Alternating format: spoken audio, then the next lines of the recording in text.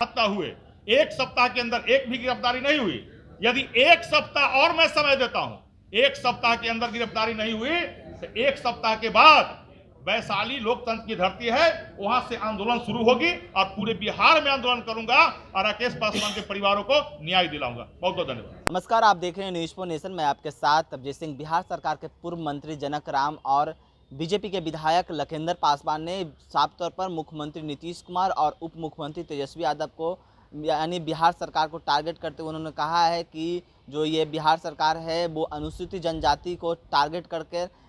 हत्या करवा रहे हैं। जिस तरह से बीते दिन हाजीपुर में राकेश पासवान को हत्या कराया गया, इन सब को लेकर क्या कुछ कर रहे हैं दोनों, पहले सुनिए उनकी बातों को। प्रदेश कार्यालय में प्रेस वार्ता में उपस्थित आज बड़ी दुख के साथ मुझे कहना पड़ रहा है कि बिहार प्रदेश में जब से महागठबंधन की सरकार आई है, बड़े पैमाने पर चुन चुन करके अनुसूचित जाति जनजाति वर्ग के जो समाज के होनहार लोग हैं, सामाजिक प्रबुद्ध लोग हैं, उनके साथ बड़े पैमाने पर एक सोची समझी रणनीति के तहत हत्याएं की जा रही है। आप प्रेस मीडिया के सभी electronic print media social activist भी आप हैं। मैं आपसे यह आग्रह विनती करता हूं कि आप लोग भी दबे कुचले वंचित समाज को आवाज़ ज़रूर बनते हैं, दूर दूर तक दिखाने का काम करते हैं। उसी कड़ी में ये 2 जगह की मैं चर्चा करूंगा। अभी बिहार प्रदेश के प्रदेश अध्यक्ष आदरणीय सम्राट चौधरी जी के नेतृत्व में एक भारतीय जनता पार्टी के शिष्टमंडल गई थी लालगंज थाने के अंतर्गत, जो वैशाली ज़िले में आता है। राकेश पासवान को जो सोशल एक्टिविस्ट भी थे, भीम आर्मी के प्रदेश के सचिव भी थे, दलित सेना के भी उनके ऊपर दायित्व था और बाबा साहब डॉक्टर भीमराव अंबेडकर जी के विचारों को जन जन तक पहुंचा रहे थे, जिसका कारण बना कि वहां के अपराधियों ने 13 तारीख को दरवाजे पर आकर और पैर छू करके प्रणाम करता है और करने के बाद तबातोड़ गोलियां चला करके मौत के घाट उतार दिया जाता है। मौत के घाट उतारने के बाद से अगल बगल आग की तरह ये बातें फैल गई। सभी समाज के लोगों ने दरवाजे पर आया और 13 तारीख से आज 20 तारीख हो गया, FIR तो हुआ है, लेकिन अब तक उस FIR के बदले किसी की गिरफ्तारियां नहीं हुई। और मार्मिक बात है कि उस परिवार के लोगों ने राकेश पासवान के बड़े भाई मुकेश पासवान जिला पार्षद हुआ करते थे और मुकेश पासवान उस परिवार के ऊपर 16 में भी एक बार गोलियां चलाई गई थी और उस परिवार के लोगों ने वहां के स्थानीय DM और SP को आवेदन दिया कि हमारे परिवार के ऊपर जानलेवा हमला हुआ, गोलियां चली, सुरक्षा के लिए आर्म्स की लाइसेंस दी जाए। आवेदन देने के बावजूद 16 में आवेदन दिया गया, आज 2023 है, लेकिन उनके आवेदन पर सरकार ने कोई जवाब नहीं दिया, जिसका ताज़ा उदाहरण 13 तारीख को देखने को मिला कि एक अनुसूचित जाति के होनहार व्यक्ति राकेश पासवान को निर्मम हत्या कर दी जाती है। उसी कड़ी में आपने देखा होगा जहां मुख्यमंत्री जी के खुद का घर है नालंदा जिला, और वहां मुन्ना पासवान है जो वो भी अनुसूचित जाति महादलित परिवार से ही आते हैं और महादलित सेना, दलित सेना जो है, दलित सेना में प्रदेश का नेतृत्व कर रहे थे। 13 तारीख को ही उनको भी 6 गोलियां मार करके निर्मम हत्या कर दी जाती है। और ये सरकार में बैठे मुखिया कहते हैं कि यही जनता की सरकार है। मैं अनुसूचित जाति जनजाति के परिवार से होने के नाते जनक चमार स्पष्ट सरकार से ये कहना चाहता है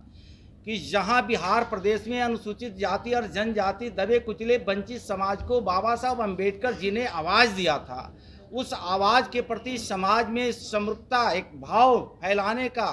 कर्ज करता, वो पासवान बिरादरी का हो, दलित बिरादरी का हो, पिछड़ा बिरादरी का हो, अत्यंत समाज के बेटा हो, वह परिवार को निर्मम हत्या करने के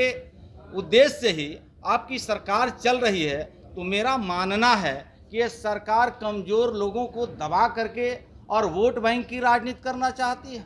ये बिहार प्रदेश के लोगों ने ये चीज़ को आने वाले दिनों में बड़े बखूबी समझ भी चुका है और जवाब भी देने के लिए तैयार है। इसलिए एक शिष्टमंडल जो है कि लालगंज में, जैसे हमने अभी यहाँ उपस्थित नहीं है बड़े भाई रामप्रीत पासवान जी, पूर्व मंत्री वर्तमान विधायक,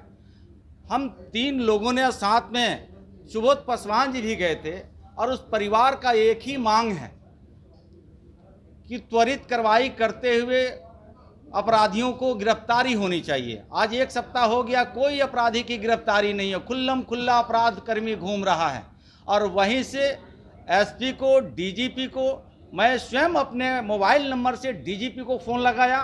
तो ये जवाब आया कि अभी डीजीपी साहब वीसी में बैठे हुए हैं और तुरंत कॉल बैक करके आपको बात कराया जाएगा। लेकिन शायद अभी 4 घंटे हो गए, अभी 4 घंटे होने के बावजूद डीजीपी साहब का वीसी चल रहा है या नहीं चल रहा है, कॉल बैक नहीं आया है। उस परिवार का यही कहना है कि उस परिवार में 3 बच्चे और बच्चियां हैं, तो उन बच्चे और पासवान की जिस दिन हत्या हुई, उस हत्या में, उस घटना जब हुई, दाह संस्कार में भी मैं गया था, उसके परिवारों से मैं मिला था। उसके परिवार के लोगों ने स्पष्ट कहा था जो 2022 में बाबा साहब डॉक्टर भीमराव अंबेडकर जी के जुलूस यात्रा के तैयारी संबंधी राकेश पासवान जी ने उस समय भी बड़े पैमाने पर इस कार्यक्रम को मनाने का काम किया था। उस समय भी लोगों ने इन पर साजिश रचा था और इनको धमकी दी गई थी राकेश पासवान को। राकेश पासवान का बड़ा भाई जो है मुकेश पासवान जिला परिषद के सदस्य थे और मुकेश पासवान ने देखा कि मेरे परिवार को धमकी दिया गया और यह कहा गया कि आपको अगला बाबा साहब भीमराव अंबेडकर जी के जयंती मनाने नहीं देंगे, तो उसने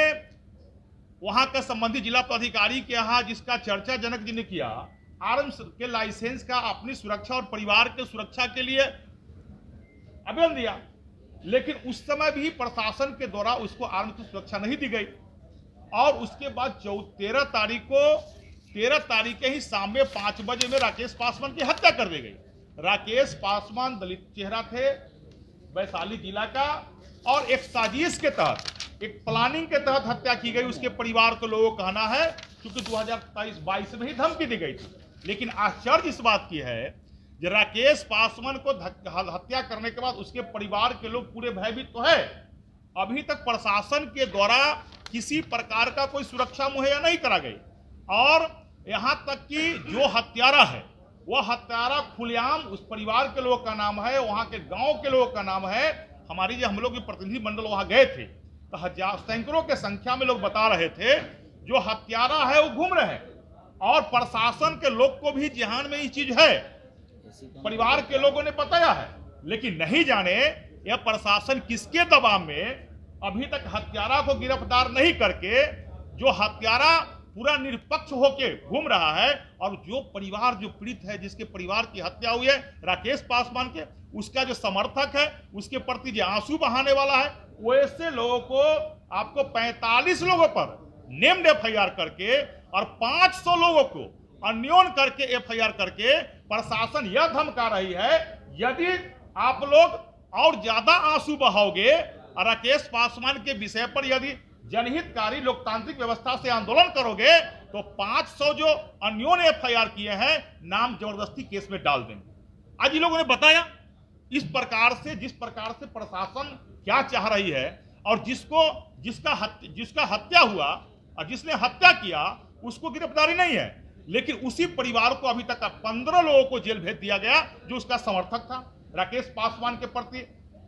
हत्या के बाद थोड़ा सा जाना करो। तो आपने सुना दोनों को उनका साफ तौर पर कहना है कि जिस तरह से अनुसूचित जनजाति को टारगेट किया जा रहा है बिहार सरकार के द्वारा, तो अगर 1 सप्ताह का हम लोग टाइम देते, अगर इस पर कार्रवाई नहीं कुछ किया जाता है तो हम लोग पूरे बिहार भर में आंदोलन करेंगे। इस तमाम खबरों के लिए बने न्यूज़ पॉइंट के साथ नमस्कार।